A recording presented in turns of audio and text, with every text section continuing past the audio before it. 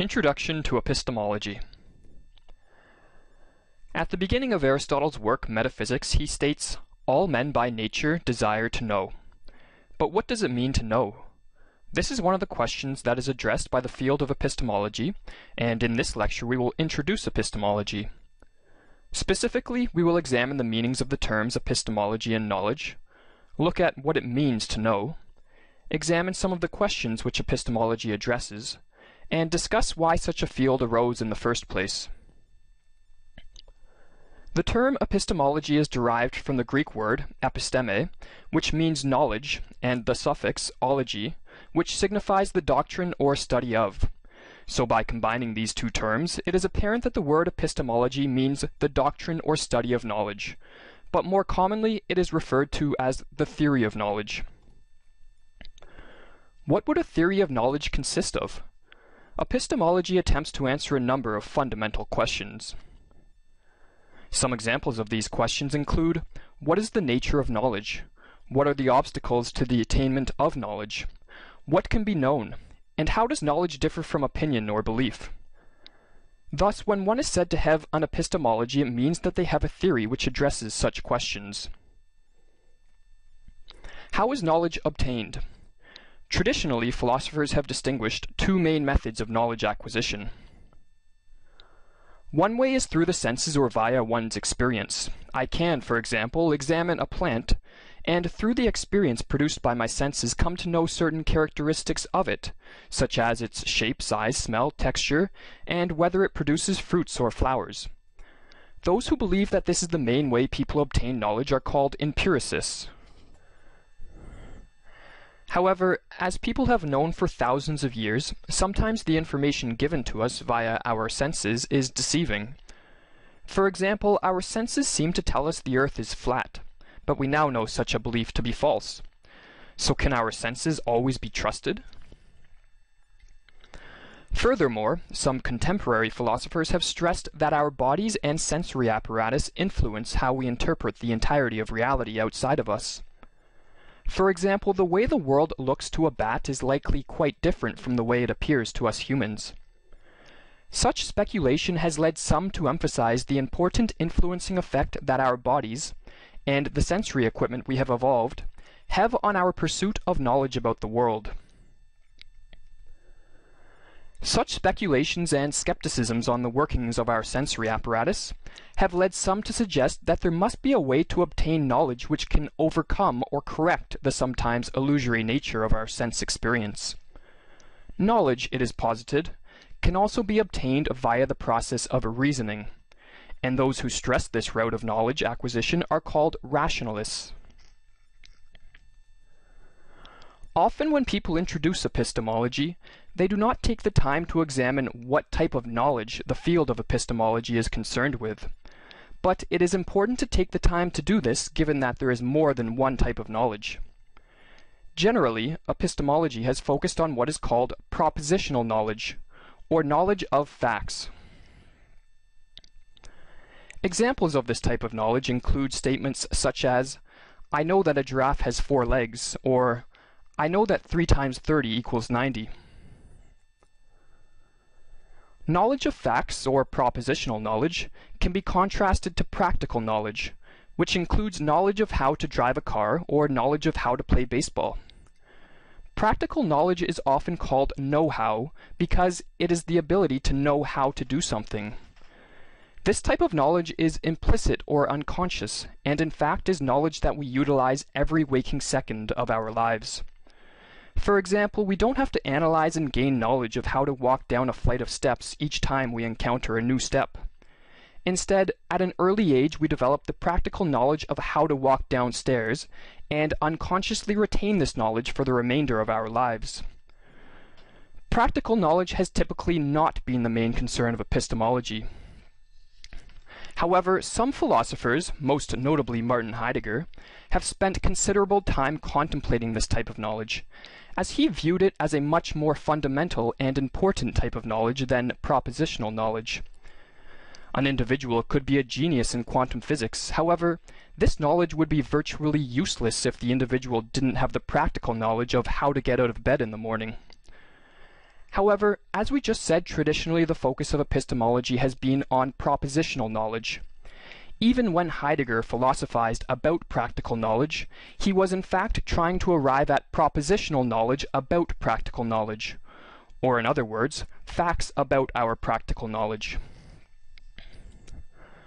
When one declares that they have propositional knowledge or knowledge of a fact, what exactly does this knowing entail? Or more specifically, what does it mean to know?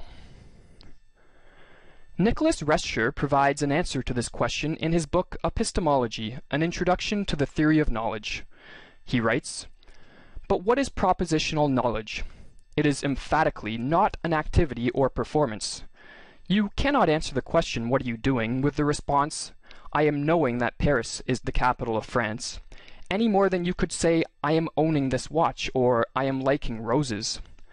Knowing a fact is not something that one does. It is a condition that one has come to occupy in relation to information.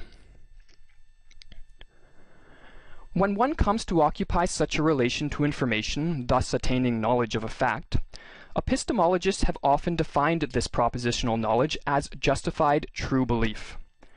This definition emphasizes that mere belief is not enough to constitute knowledge. Rather, one must have good reasons for believing something to be true. So when one says, 'I believe this to be the case,' it should not be assumed to have the same meaning as if one had said, 'I know this to be the case.' And in everyday language, a difference between these two statements is indeed usually recognized. Rather, in order to know or have knowledge of something, in the sense of justified true belief, there must be solid grounds for holding the belief, and the individual must be aware of such grounds. Guesses, conjectures, and mere opinions that may or may not lead an individual to a correct belief of a fact are typically not classified as knowledge, because such an individual would not be aware of the reasons for the proposition being true. Now that we have introduced epistemology and looked at what it means to have knowledge, we will conclude the lecture by addressing the interesting question of why humans need a theory of knowledge in the first place. As Aristotle seems to have alluded to in the quote at the beginning of this lecture, humans seem to be inquisitive by nature. In a related manner, Nicholas Rescher suggests that knowledge brings great benefits. The release of ignorance is foremost among them. We have evolved within nature into the ecological niche of an intelligent being. In consequence, the need for understanding, for knowing one's way about, is one of the most fundamental demands of the human condition. But while this may explain why we as humans need knowledge, it does not quite address why we need a theory of knowledge. If one accepts what is presented to their senses or determined through the rational workings of their mind as true, and is not skeptical as to its validity, then the need for epistemology is limited. For in such a case one does not question what knowledge is or how humans can obtain it. This sort of view seems to be the case for some of the ancient pre-Socratic philosophers who seem to take for granted that we could know the nature of the universe. As the great historian of philosophy Frederick Copleston said, "The pre-Socratic philosophers in the main were dogmatists, in the sense that they assumed that man can know reality objectively." However, when one begins to question if we can be sure that the ideas or representations in our mind actually correspond to the world outside of ourselves, or if we can ever hope to bridge the gulf between our ideas about the world and the world itself, then the problem of knowledge arises, and along with it the need for an epistemology, or a theory of knowledge. Interestingly, some have suggested that it is fear that has led to the development of epistemology. A fear that we as human beings are lost in the cosmos with tools that are too inadequate to give us the knowledge we desire, such as explanations for why things happen, or truths about the meaning or purpose of our life in the scheme of this vast cosmos. Lorraine Daston and Peter Gallison illuminate this point in their fascinating work Objectivity. They write, "All epistemology begins in fear. Fear that the senses are too feeble and the intellect too frail. Fear that memory fades, even between adjacent steps of a mathematical demonstration. fear that authority and convention blinds, fear that God may keep secrets or demons deceive. The 17th century polymath Blaise Pascal seems to have suggested such a fear when he wrote, "Swallowed up in the infinite immensity of spaces of which I know nothing and which know nothing of me, I take fright." So to summarize the main points of the lecture, epistemology is the theory of knowledge, and knowledge, in the sense of propositional knowledge, has been defined as justified true belief. Furthermore, as we speculated, it was fear which led to the need for a theory of knowledge, and as Daston and Galison suggest in their book, epistemologists have attempted to quell this fear by trying to clear a pathway towards the possibility of knowledge by removing the sources of error and imperfections which have plagued humans in their quest to know.